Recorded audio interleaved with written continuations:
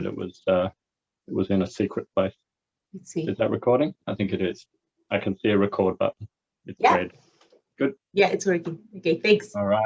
So thank you very much for this wonderful opportunity. I love to get up early and talk about my favorite things. So yes, I want to talk about some recent work, weight modules, SL3 minimal models. So this is work which has been going on for a long time with Kazuya. We started this when he was my postdoc at Melbourne. Now he's at Kumamoto, and I think Simon in Cardiff also has a stake in this. So let's see. All right, so I don't know whether I'm going to be able to move these. Oh, yes, I can. We'll get them out of the way. Good. So vertex operator algebras, everybody loves them, I hope. I'm kind of assuming that this so-called representation theory seminar has actually been co-opted into a VOA seminar, given all the titles from this year. So my interest in VOAs, of course, comes from conformal field theory. The best conformal field theories, of course, are basically done with VOAs. So what we want in conformal field theory, we want to choose a nice VOA, and we want to look at some category of modules, and it has to satisfy a whole bunch of conditions which are required for the consistency of the field theory. So one of them is that we want a braided tensor product, and here the tensor product is, of course, the fusion product, as everyone knows. We want the category to be closed when we take any object in it, so any module, and twist by one of the automorphisms of the vertex algebra. That mathematically seems very nice. Physically, it's probably a little strong, but nevertheless, it seems to be true in all situations. There's always one automorphism called conjugation, and when you twist by that, you have to get another module in your category, because otherwise your two-point correlation functions will not be non-degenerate. So at least one automorphism is required in this case, physically required. So other things, we like our partition functions to be modular invariant. That's a pretty important consistency condition. And if you talk to Fuchs, Ronkel, Schweigert, they keep insisting that the partition function should really be thought of as the character of the coend of your category. I'm not going to say anything about that. It goes a little bit beyond my expertise. And then there's things like 4-point correlation functions are supposed to have crossing symmetry and other things, maybe, who knows. But at the very least, the category has to be quite interesting.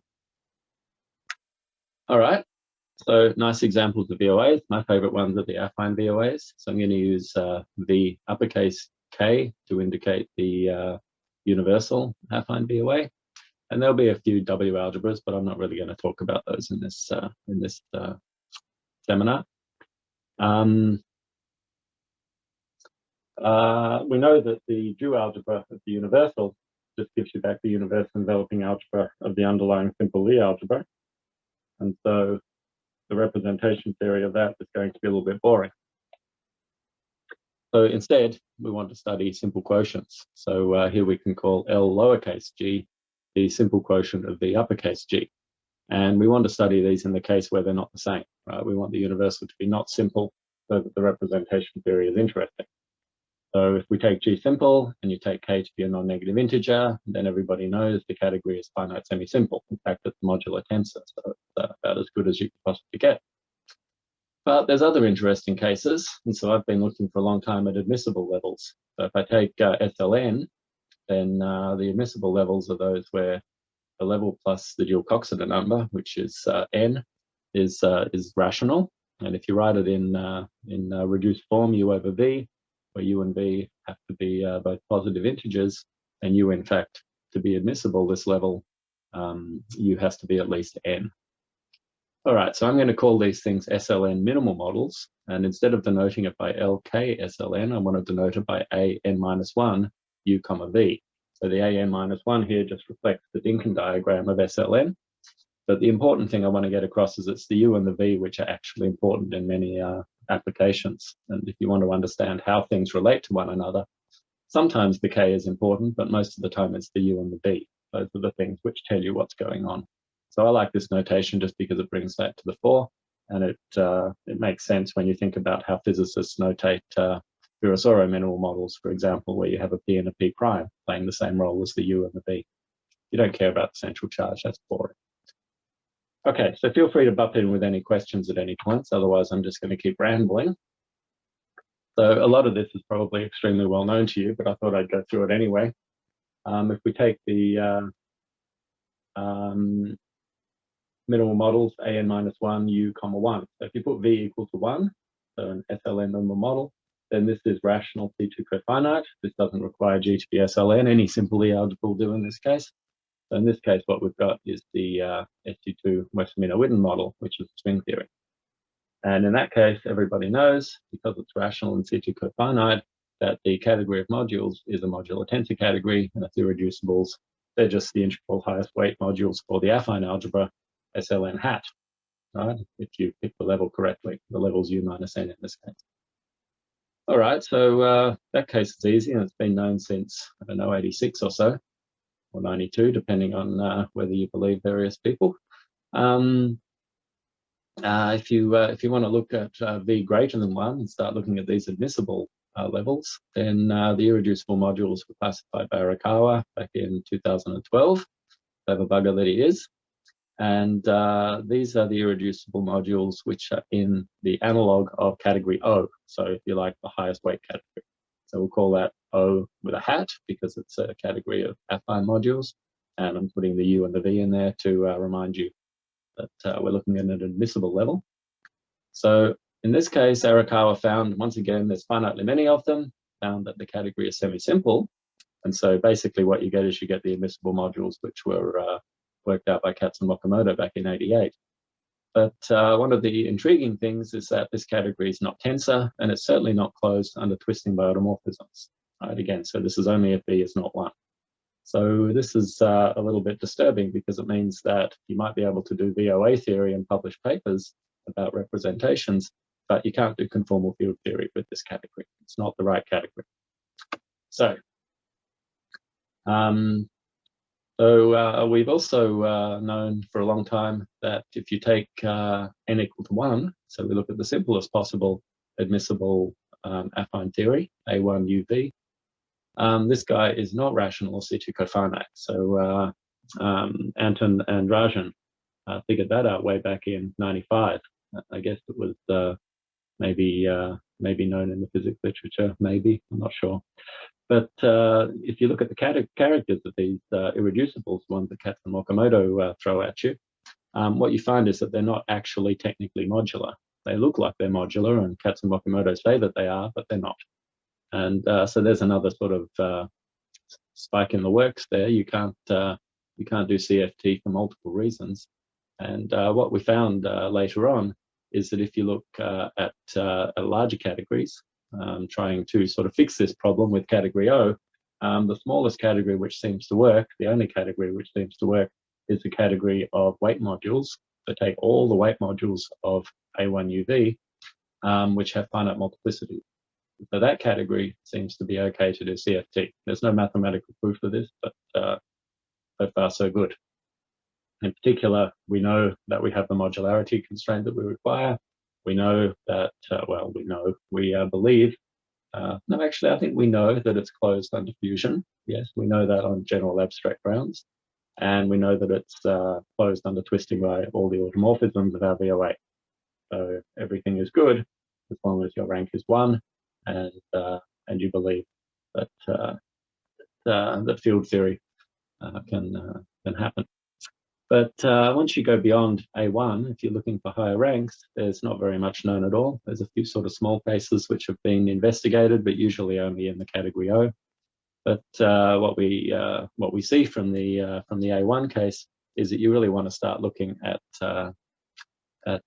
this category W, weight modules, finite multiplicities. The finite multiplicities is not clear, but you need that in order to get characters, which means if you want to have a partition function, you need that. So I'm going to stick with that one, but I'm prepared to bend if necessary. Okay, so we've been working on developing tools in order to work in category W instead of category O, and that's really what this talk is going to be about. Any questions so far? All clear as mud? Super. All right, so my basic example here is SL3. So, we've done SL2, which is A1. So now the next obvious thing to do is SL3. And as you can imagine, this is significantly more complicated, so it requires a bit more technical skills, and it requires a little bit more mathematical sophistication, which hopefully is what you guys are interested in. So I'll remind you of my standard conventions for SL3. I've drawn a picture. You can see in there the roots of SL3. This is finite SL3, the 8-dimensional guy. So alpha 1 and alpha 2 are my simple roots, and the highest root I'm going to call alpha 3, just to make formulae simpler. And then I've got some fundamental weights, which are lambda 1 and lambda 2. And I've also introduced a lambda 3, which might not be clear. I hope you can see my cursor. Lambda 3 is this one here. It's not minus lambda 1. Can you guys see my cursor? Yeah, thanks. Yep, we can. All right, so things which are going to come up again and again, the weight lattice will be denoted by P, the root lattice by Q. There are, of course, co-lattices for both, but because it's SL3, it's simply laced. I can simplify things by just saying the root lattice and the co-root lattice are the same with the weight lattice and the co-weight lattice. You've got your Weyl group, which happens to be an S3. I'll give the simple Weyl reflections W1 and W2. There's the W3, they're just reflections orthogonal to alpha 1, alpha 2, and alpha 3. And there's also a Dynkin symmetry D, which swaps the simple roots. Last but not least, the famous conjugation automorphism. You get that by taking the longest element of the Weyl group and multiplying by the Dynkin symmetry. And this basically on your carton just swaps, well, it just negates everything. So conjugation is negation on the carton. All right, so if you take your Weyl group and you thwack in your Dynkin symmetry, you get a D6, right? That's your group of automorphisms of SL3. Technically, it's the group which preserves your given choice of cartons of algebra. That's the thing which is going to matter for representation theory. All good? All righty. So we are interested in irreducible modules in the category W, so all the weight modules with finite multiplicities. But to get a handle on that, we're going to step back a little bit, and we're going to look at irreducible positive energy modules for our VOA. And so these things are the things which you can access using Jou's theory. So one of the nice things is that if you have an irreducible positive energy module, then it's completely determined by its top space. That's basically the lesson that Jou taught everybody. And so these things are going to be irreducible SL3 modules, so I'm going to draw pictures of them just as SL3 modules. So we're going to draw the top spaces and get some intuition about how they behave. Right, so believe it or not, classification of SL3 modules, weight SL3 modules with finite multiplicities, wasn't completed until 2000 when Olivier Mathieu published his general classification for all simple D algebras. It's kind of embarrassing that this happened so late, I suppose, but I guess it was quite difficult. They come in 3 varieties for SL3. And so you've got your highest weight modules, which I guess everybody's familiar with. These are the ones which live in category O. Then you've got what I'm going to call semi-relaxed modules. So you can see with the highest weight modules that you have a highest weight vector, and then you can act on it with a negative simple root vector corresponding to alpha 1, or a negative simple root vector corresponding to alpha 2, right? So that's, you know, the standard type of picture that you get out. So all of these dots are meant to be weights in my highest weight module, and I've sort of drawn some red lines to indicate the boundary, if you like. So you've got like a nice little cuspy thing here, and the sort of the area which the weights of the highest weight module sort of cover is certainly less than half of the whole plane. So if you look at a semi-relaxed module, you can get these as well, and basically now you cover roughly half the plane, exactly half the plane, with weights of your irreducible representation. And so in this case, I've drawn one where you sort of pick a weight, call it mu, and then you're allowed to act with the root vector corresponding to alpha 1 as many times as you like, and also the negative root vector as many times as you like. And that sort of gives you a boundary, like a set of extremal states to this representation, right? But you can still only act with the negative alpha 2 and the negative alpha 2 and the negative alpha 3. You can only act with the negative ones on these. If you act with the positive ones, you end up getting 0. So it's sort of highest weight in one direction, but not in the other. So I'm calling this semi-relaxed. And the reason why is that precursor, we've got certain representations which are relaxed, which basically cover the entire plane. And these things are still irreducible. If you like, the mathematicians like to call these top spaces dense or torsion-free or cuspidal. And essentially there you just get to pick any weight you want, and then you can act on it with any weight vector you like. They all act injectively. In fact, the multiplicities are all constant, so these are, in some sense, particularly nice representation. It just took a long time to classify them. So notation, I'm going to use L for highest weight modules. I'm going to use S for semi-relaxed modules and R for relaxed. You'll see that I've got a mu here in brackets, so you pick your mu here.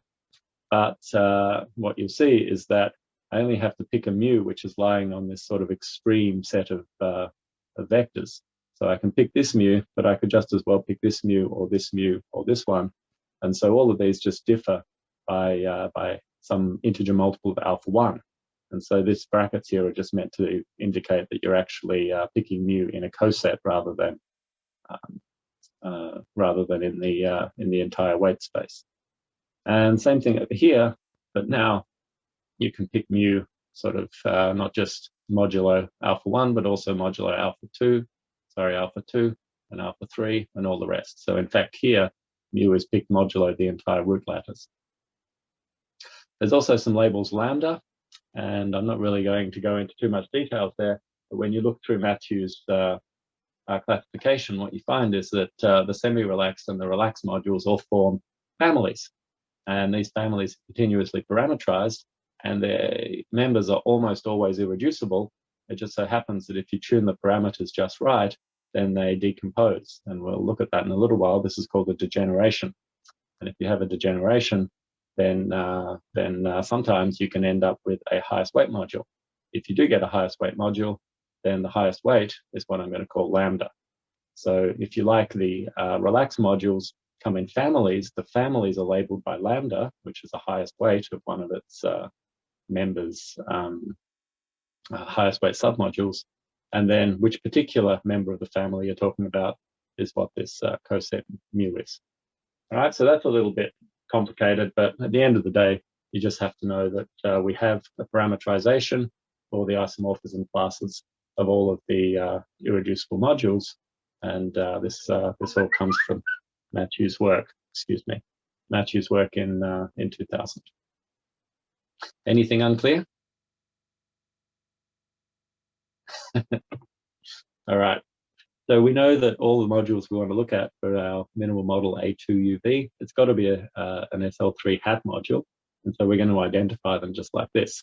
So what we do is we take our standard SL3 module and we essentially do what Ju tells us to do, affinize it, which means you lift it to an affine SL3 module, and then take an almost irreducible quotient. Right? So if your SL3 module is irreducible to start with, just take the irreducible quotient. It exists, it's unique, blah, blah, blah, blah, blah.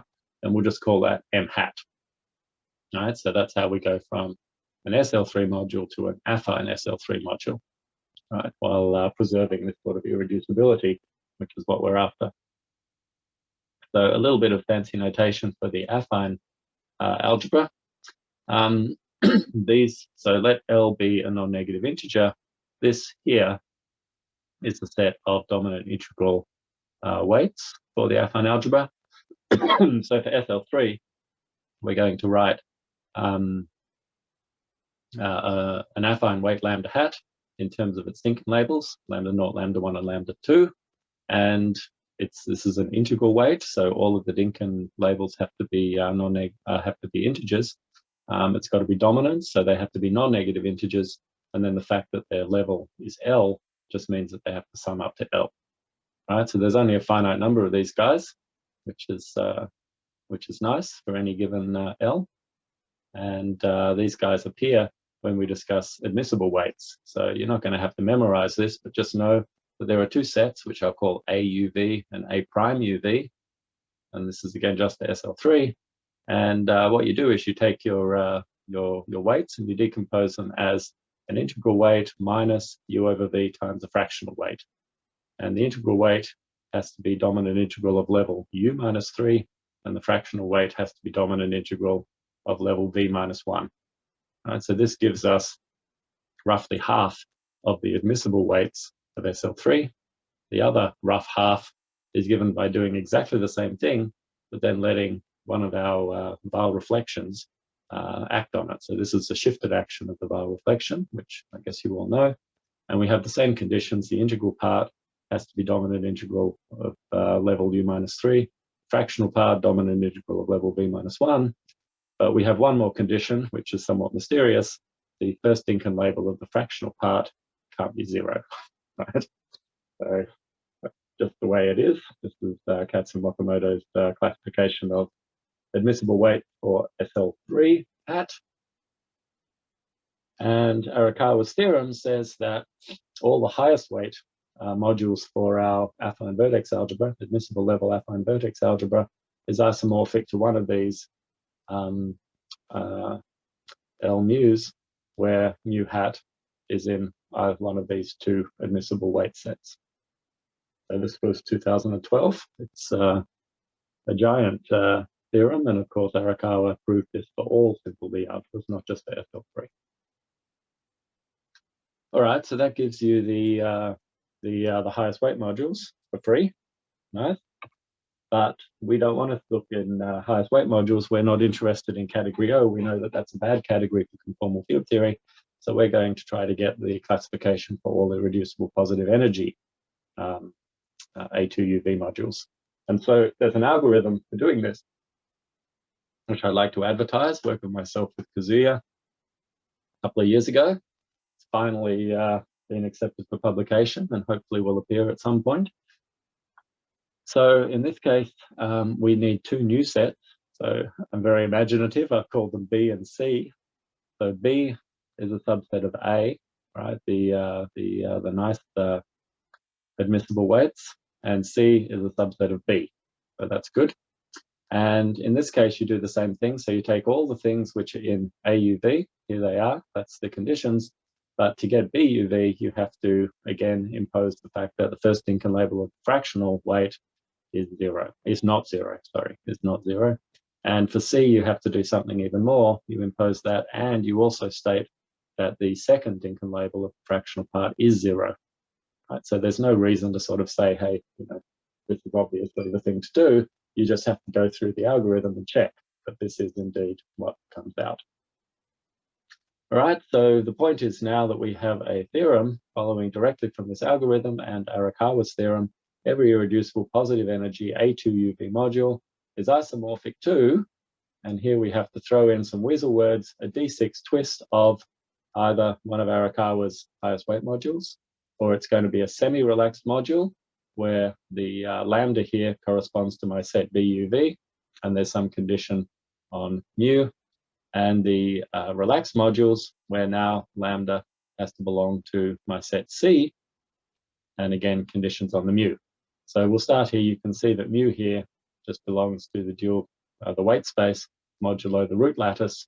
And in order to get an irreducible, you have to throw out actually 3 lines in this space. And for the semi-relaxed modules, there's a condition on mu and lambda, right? So it again has to live in a coset, and you have to throw away 2 points in order to force this to be irreducible. All right, so you're not going to need to memorize any of this. You just have to know that we have the classification in terms of sets B and C, and everybody's happy. All right, so that's very good. And probably if you're a mathematician, just to annoy them, you might just stop there and say, we've classified the irreducible modules in some category, that's job done. But to do CFT, that's still not enough. You have to know how this category sort of behaves, how the objects are sort of related to one another. And so I've said here that this is true up to D6 twists. Remember that we've got our Weyl group and we've got our Dinkin symmetries. And so it's important to know when you have coincidences. And so we went through and checked. And you can see, for example, that if you take a semi-relaxed module and you hit it with W1, then you're going to end up with another semi-relaxed module. But if you hit it with W2 or W3, you get back something which is different. And the same thing if you take one of our relaxed modules, if you hit it with any Weyl group element, you get back something else which looks like this, very similar. But if you hit it with the Dynkin symmetry, you end up changing the lambda as well as the mu, which, you know, you can just do the calculation. At the end of the day, you figure out all of these coincidences so that your classification is more precise, and then you invoke a nice result of Futoni and Silke from 2001, which basically says that if you want to get the irreducible modules in your category of weight modules with finite multiplicities, then all you have to do is take all the modules that you found using your algorithm and apply spectral flow to them. So you take spectral flow of a D6 twist of an L, an S, or an R, highest weight, semi-relaxed, or relaxed module. And so that's rather nice. Spectral flow is something which we're all very familiar with, I hope. If not, I've written out some formula here. It's an automorphism of affine SL3, which lifts to an automorphism of the vertex algebra, but it doesn't preserve the conformal structure. And apparently I've missed a 0 here somehow. I guess I accidentally rubbed it out at some point and forgot to put it back in. The important thing for us is that spectral flow, right, this sigma is just sigma because S is sigma, right? That's spectral flow. And then there's a parameter lambda, which tells you how much you're spectral flowing, right? So you can see here that lambda appears when you act on a root vector. And what it does is it changes the index of the root vector by an amount which is proportional to lambda, right? So it's the parameter telling you how much flowing you're doing. And in order to get an automorphism, this guy has to live in the weight lattice, technically the co-weight lattice, but as I said, these things are the same. All right. Any questions at this point? How are we doing? About halfway through. Well, you also have to check to see if there are any coincidences among spectral flows, and there are almost never coincidences. But when there are coincidences, that is actually incredibly important for the analysis that you want to do as a conformal field theorist. And so again, you have to go through and check all these things. So for example, I've just put one up here now to kind of scare you a little bit. If I take the spectral flow where I take minus the second fundamental weights, units of spectral flow, and I apply that to a semi-relaxed highest weight module, then what I end up with is the conjugate of a semi-relaxed module. But now instead of lambda, I have to use this rather bizarre combination, and instead of mu, I get this slightly less bizarre combination. Right, so these are calculations that you can do, and doing all these calculations really taught me that what one needs to do is more examples so you can see the pattern behind this madness, how spectral flow relates to the D6 twist, such as conjugation up here is still somewhat mysterious. In any case, the last thing that we need to know in order to understand our conformal field theory is we need to know when our families of semi-relaxed and relaxed modules degenerate. And then what that means is that sometimes the members of these families are not going to be irreducible. Sometimes they will be reducible. And so we can choose our families to be completely reducible. We can have semi-simple families. Excuse me.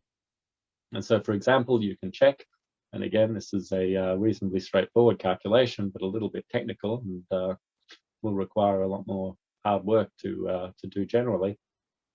For example, we know that one of the 2 points where the semi-relaxed modules degenerate is when mu coincides with lambda up to this coset, so up to integer multiples of alpha 1. And then what happens is you decompose into a highest weight module and a Weyl twist of a highest weight module. And the same thing in the relaxed case, you can tune the parameters. So here, if we choose mu and lambda like so, then it decomposes into a semi-relaxed module and the conjugate of a semi-relaxed module. And there's some complicated discussion to be had about figuring out exactly which one. But you can do it, that's good.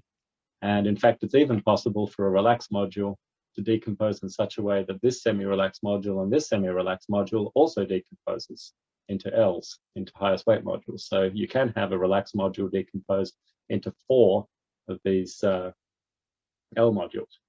And I have a very nice picture, which I was going to show to you, but I'm not sure whether or not you're going to be able to see it. Let me see if I can find it because I didn't prepare this, but let me, yeah, you can see that. So somewhere in here, I have a nice picture somewhere. There it is. So I hope you can all see that. I can see it on my tablet. So We can see it. yeah, if it's not too small, let me make that big again. Yeah, I don't think it'll zoom for me, but what can you do? So here you can see a semi-relaxed module, and when I tune the mu parameter just right, it decomposes into two highest weight modules. And you can see that these two highest weight modules together mimic a semi-relaxed module, right? In fact, they form a semi-relaxed module because you've got this sort of set of extremal vectors here, this sort of boundary, right? Together they cover half of the weight space, and the same thing here. And when you do this for relaxed modules, you know, a relaxed module, the weights cover the whole weight space, but they can decompose into two semi-relaxed modules like this, or like this, or like this. And so you're covering half the weight space with each semi-relaxed, so you're covering the whole thing with the relaxed module. And here's the examples where the relaxed module decomposes into four highest weight modules. And so you can see that things have to be tuned just right, so that in fact you do cover the entire weight space. It looks kind of bizarre, but it does happen. Right. Any questions? All right, so go back to this one. Okay, so the point is that we need to find all of these degenerations, because that's going to be the key to studying the modularity of our conformal field theory. We want to test our consistency conditions and see whether or not our category of weight modules with finite multiplicities is actually going to pass some of these tests, and so hopefully will then be good for doing CFT. So it turns out that life is, of course, technical and hard. So we're going to look at the very, very simplest example of such an SL3 minimal model. I'm going to take U equals 3. Remember, U had to be at least 3 in order to be admissible, and V to be 2. Right? V equals 1 is boring. That's rational, C2 cofinite, and too easy for us. But this is the sort of easiest non-rational case that you can do. And so this is the same as level minus 3/2. And in fact, the central charge in this case is -8. I think Rajan has a paper where he relates this particular minimal model to a bunch of other theories. So it's a well-connected minimal model. It doesn't just come out of the blue. The reason why this is crucial here is that it is the only non-rational model which has linearly independent characters, which is kind of sad. You know, you're used to, particularly if you start in rational conformal field theory, you're used to having linearly independent characters. And so it comes as kind of a blow if you're trying to do modularity kind of assessments. If you don't have linearly independent characters, right, you cannot really understand S transforms and T transforms if your characters aren't linearly independent. Okay, so in this case they are. And so we're going to run with that. It turns out in this case, you have 4 highest weight modules. So you have the vacuum module, of course, you always have that. That's the VOA itself. And then there are 3 others, and their highest weights just happen to be -3/2. So the level multiplied by the first fundamental weight, the level times the second fundamental weight, and for some reason minus the bar vector on 2, or if you prefer minus alpha3/2, minus the highest root over 2. So you get those 4 things, and I think Osram first classified these back in the day. I don't know, 2007 or so maybe. All right, there's also a family of semi-relaxed modules, and there's just a single family. So this is very nice. So one of the reasons why the simplest is so simple is that there's only one family of semi-relaxed modules. And in fact, there's exactly one family of relaxed modules as well. So what that means is, remember that the parameter in the superscript is telling you about the different families. There's only one possible parameter for the superscript in these cases, and so therefore we can actually just drop it and lighten the notation quite a bit. So I'll be doing that from now on. I won't be putting a superscript up here or here. We'll be dropping that. All right, so you know there are certain mu's that you need to exclude in order to get irreducible semi-relaxed modules, but otherwise everything is as before. Here are the three lines that you have to remove if you want to get an irreducible relaxed module. So once again, they have a lot to do with the weights of our highest weight modules. And just to remind you that when mu does take these special values or lie on one of these lines, this is precisely where you get the degenerations, right? Where the semi-relaxed or relaxed module decomposes as a direct sum of other modules. So Kazuya calculated the characters of these guys. So he actually wrote a little paper all about this. So he did this for general FLN characters, and he showed that if you look at the character of a fully relaxed module, so this is defined to be the trace over that module of, so we take a formal variable z and raise that to a Cartan variable. So this is very formal, and then the usual q variable. What you end up with is you end up with an eta. Actually, I'm lying here. Sorry, I've written the SL3 result by mistake. So just think of n is equal to 2 here. Sorry. So this is eta to the power of 4. That's what makes it SL3 rather than SLN. Sorry. And then we get this funny sum here, which is summing over all the weights of the weight space, right? So in this case, you get a character of the minimal W algebra appearing in the numerator. And because I have unwittingly restricted to u equals 3 and b equals 2, you go and have a look and realize that the Poshadsky-Polyakov, the minimal W algebra, is in fact the trivial vertex operator algebra. So the only character that you can possibly get is 1. And so this makes the character formula for our A2, 3, 2 minimal model very, very simple indeed. 1 over a power of eta times this funny thing here. And this thing here is really just kind of like a souped up delta function. That's a delta function which is supported precisely on the weight of the relaxed module. All right. So we're going to claim that we have things called standard modules that we get by taking these relaxed modules and then spectrally flowing them. The standard modules were introduced by Thomas and myself back in 2013 or 2011 or sometime like that. And the idea behind these is that these are the things which are going to allow you to verify modularity. And that's one of our main consistency requirements here. And so in particular, you go through the motions, you take this character formula, you apply your S transform to it. T transforms are easy, we don't care about those. You apply your S transform to it, or rather you do spectral flow first. Remember, we can spectral flow by some element of the weight lattice. Apply the S matrix to the spectrally flowed character, and see whether or not you can write it again in terms of the characters of these standard modules. And so it turns out you can, and you need to take a sum over all the, I should have a prime on it, my apologies, a sum over all the possible spectral flows, and you have to integrate over the whole family of relaxed modules. So remember that the parameter, this coset mu prime here, has to live in the weight space modulo the root lattice. Right? That's a continuous family, so it makes sense to integrate over it. And when you do that, you find that you can find some, if you like, an integral kernel, or if you like, the elements of an S matrix, which make this this a true statement that you do get the S transform of your standard character. And in fact, the S matrix is very, very simple. It's basically just a Fourier transform. So you can see that you're going to get the level multiplied by the product of the spectral flow weights, and then something where the spectral flow weights and the mu weights here are sort of meshed together. And so this is not unexpected in a way, but it's nice to see it work out. And because it's a Fourier transform, it's very easy to check that, first of all, it's metric in its entries.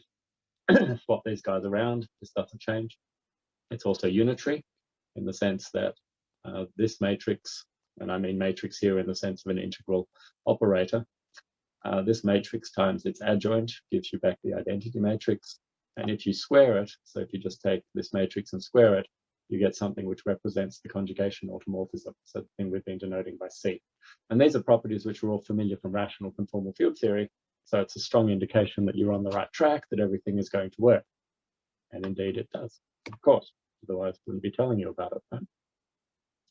So to be a set of standard characters, or to be a set of standard modules, we want the characters to form a basis for the space of all characters. So this is a rather surprising requirement. We've got all these other modules, like the L's and the S's, but those guys are going to be, their characters are going to be expressed in terms of these standard characters for which we have this nice modular behavior.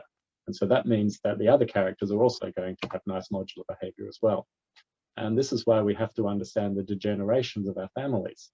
So if I take a relaxed module and I tune my mu parameter just so, then I know that it degenerates into an S and the conjugate of an S.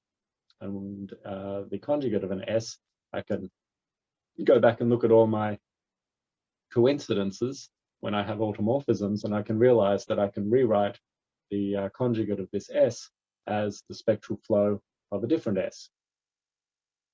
And this is important because it allows me to say, well, the character of this S here can be written as the character of this relaxed module minus the character of the spectral flow of an S. And I can keep plugging that relation into itself. I can take the character of this S and write that as the character of some relaxed minus the character of a spectral flow of some other S. And in that way, I can get an infinite series, which at least formally gives me the character of my semi-relaxed module in terms of my relaxed characters. Right? So as long as I allow myself to, in some sense, complete the topology on my space of characters, then I can get my semi-relaxed characters in terms of relaxed characters. Right? And so here I've introduced another notation just to confuse you. This is not very important, but because I don't want to write out spectral flows so much, I'm now going to put the spectral flow index as a subscript with some brackets around it. Sorry for being confusing, but you know, whenever you're doing any example, particularly one as complicated as this, the notation becomes extremely important. You don't have to worry about the notation. That's just for me to keep things straight. Right? So we can do this for the semi-relaxed modules. We can write them as infinite linear combinations of relaxed characters, standard characters, and the same thing for our highest weight modules. The formulae look a little bit more complicated, but you can see that we have degenerations of S's into two L's, and so therefore we can write the character of an L in terms of characters of S's, which can then be written in terms of standard characters. So you can do it. In particular, one of the things you're looking for is you're looking for the S transform of the vacuum character. So the vacuum character, of course, corresponds to L naught.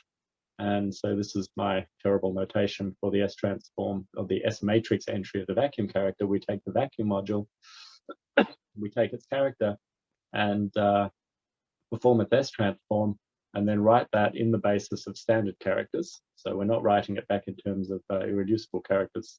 We're writing it back in the basis of standard characters, and you end up with this extremely nice entry for the S matrix.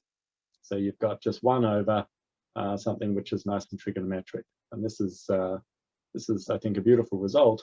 And you can see that what's appearing here is first fundamental weight, second fundamental weight, and the third one, as well as 2 1s. If you think about that for a second, what you've got here is precisely the duals of the weights of SL3. So this corresponding to the Cartan, and then alpha 1, alpha 2, alpha 3, and because it's a cosine, you've also got their negative. So this is a very beautiful formula, in my opinion, and this tells you that what you're doing is definitely right, definitely. Okay, so we're running out of time. How much time do I have? It is 8:50. So do I have 5 minutes, Flora? Or Yeah, we can go all the way to 5 p.m. here. So 10 more minutes because we started late due to our technical difficulties. Okay. Well, I'll try not to go too long because we all have places to be. I have to go to work at some point. Everything so far has been 100% rigorous. 100% is maybe actually an overestimate, but everything here has been rigorous in some sense. We can push further if we make a conjecture. So, well, in fact, 2 conjectures. So the first one is that this category of weight modules with finite multiplicities, we know very little about it. It's a very big category with a lot of crazy representations. We know nothing about it, to be honest.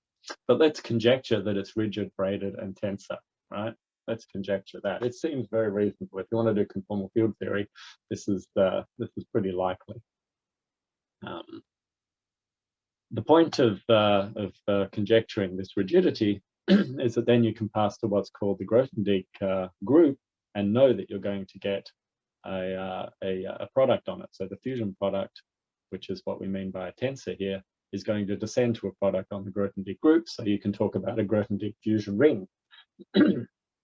And so the game now is to try to work out what are these Grothendieck fusion rules. What is this descended fusion product? And so the second conjecture is that you can compute this using an analog of the Verlinde formula. So the formulae here are very, very ugly to write out. All I want you to say, look, you know, if I fuse two representations from my category of weight modules with finite multiplicities, right? If I fuse their Grothendieck images, so this here represents the Grothendieck fusion product, then I get a bunch of images of standard modules with spectral flow, and there's going to be some multiplicities, right? And these multiplicities are the things that I need to commute. So these I'll call the Grothendieck fusion coefficients, and they have to be given by some combination of S matrix elements, right? So this is the standard, this is the vacuum standard, this one's got the conjugation as you'd expect, and then M and N appear here. All right, so there is some formula we conjecture will produce Grothendieck fusion coefficients, and which will make these fusion rules nice and consistent and well defined. And so this is our last consistency check, is that if we get good results here, then we tick our box and say, yes, we've done a good job. Nothing has gone wrong. But obviously there's a very real possibility that we do these calculations and we end up with something which is clearly wrong. So for example, if we got a fusion coefficient which ended up being -12 or pi, or something which isn't a non-negative integer, then we've clearly screwed up somewhere. Either we have to go back and do some very painful checking of formulae, or we have to give up entirely and say, no, this is not a good category. So I wouldn't be telling you unless things worked out. So I thought I would finish by just presenting you with the fusion rules of this category, the Grothendieck fusion rules of this category. I know Thomas is very interested in these. So it's kind of amazing that you can actually compute these things in the first place. I mean, you don't expect, even in a rational CFT, to sit down and work out every single fusion rule. So this is particularly simple that you can do it, and in general, you wouldn't expect this. You'd probably find a few generating fusion rules and then just leave it at that.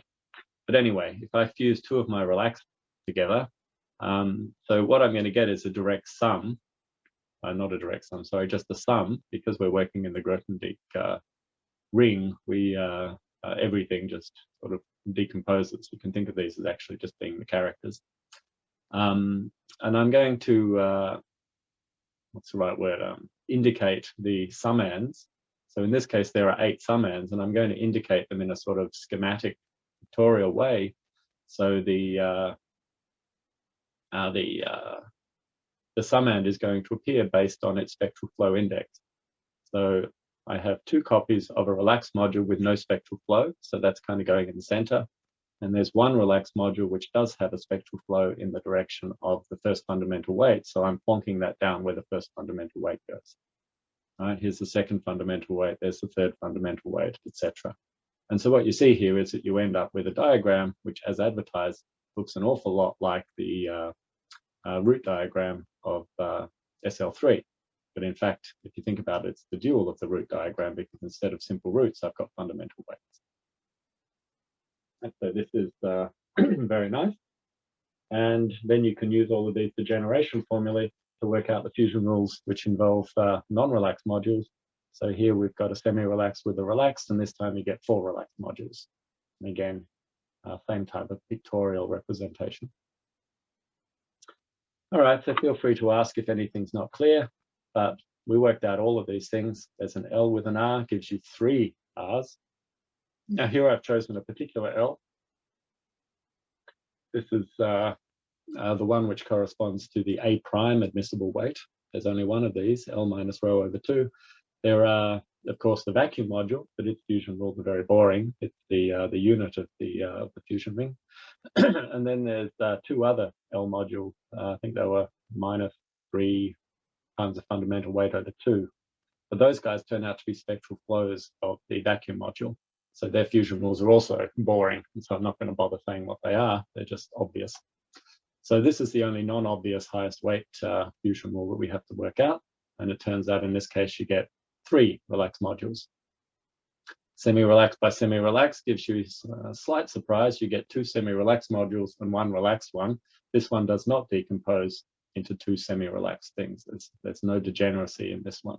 It's an honest, irreducible relaxed guy.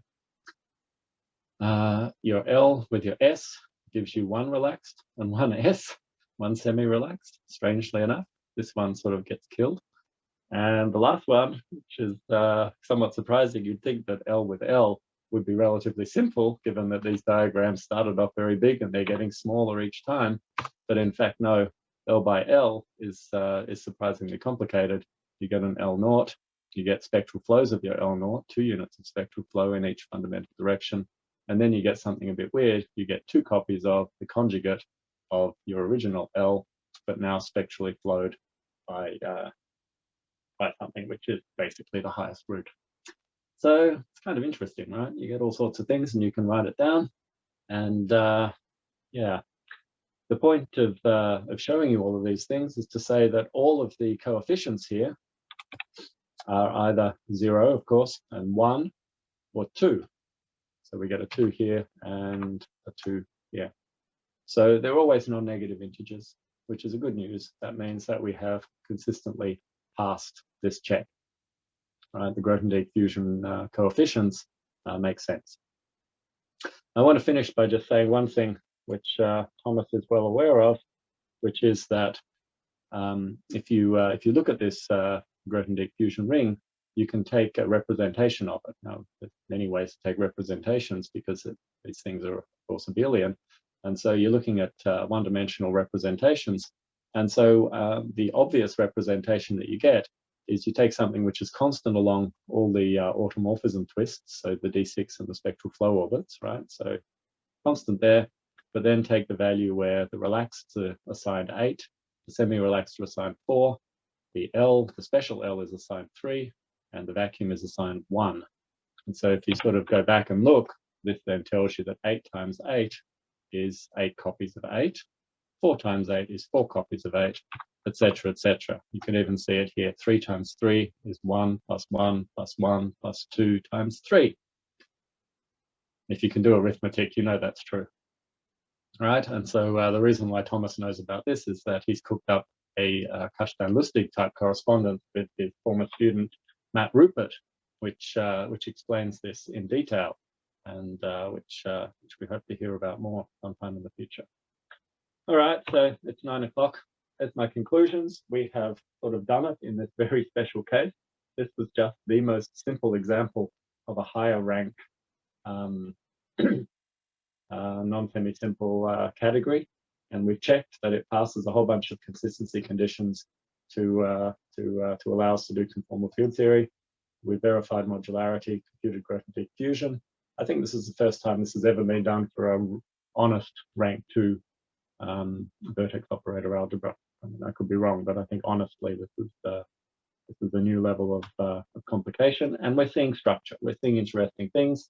We still need to do a lot of work to make it really come out properly. Obviously, we could generalize this to SLN. At least parts of the story should generalize, and hopefully then we'll actually see the structure in a way which is true. We can also start looking at other rank 2 examples where you can draw pictures like SP4 and G2. It's a little bit scary, but we really need to understand this link in more detail. And in particular, I'd like to understand how this classification game plays with the nilpotent orbit classification that Arakawa and collaborators have been getting so much mileage out of. Right? There's a lot to be said there. One of the problems that we faced was that usually the characters are not linearly independent, So of course we can push this to one-point functions. And of course we have a blueprint for that. Again, Arakawa, this time with Jethro. And we'd also like to extend this to W algebras. And here Adamovich's version of inverse quantum Hamiltonian reduction seems to be absolutely tailor-made for this type of study. So this is very exciting. The idea here would be that if you start with an exceptional W algebra, such as, for example, a principal one or something, depending on the level, which is rational, then in principle, the representation theory is really, really nice. And by inverting the as yet undefined quantum Hamiltonian reduction by stages, you can sort of go up the poset of nilpotent orbits, and eventually you'll get to minimal W algebra, and then the last step would be the affine algebra. And at each stage, you're just adding in a bit more complication. You're adding in more relaxed modules at each stage. And this should give us a very good handle on how to understand all of these theories and their representations in a way which is useful for conformal field theory. That's it, done. Thank you very much.